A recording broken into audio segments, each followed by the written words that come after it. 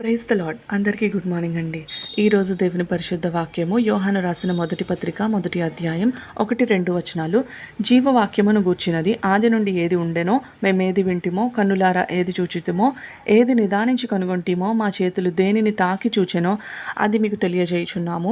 ఆ జీవం ప్రత్యక్షమాయను తండ్రి వద్ద ఉండి మాకు ప్రత్యక్షమైన ఆ నిత్య జీవమును మేము చూచి ఆ జీవమును గూర్చి సాక్ష్యమిచ్చుచు దానిని మీకు తెలియపరచుచున్నాము. ఆమెన్.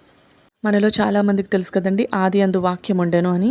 జీవవాక్యము తండ్రి యొద్ద ఉండేదంట. దేవుడు తన సొంత చేతులతో మనల్ని తయారు చేసుకుని తన ఊపిరి మనలో ఊదారు కదా.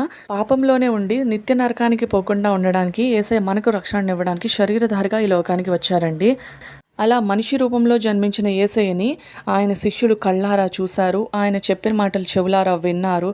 ఆయనని నిదానించి కనుగొన్నారు. ఆయన చేతులతో తాకారు కూడా. అదే వాక్యం మన చేతుల్లో కూడా ఉంది. సాక్ష్యం చెప్పే పొజిషన్లో మనం ఉన్నామా?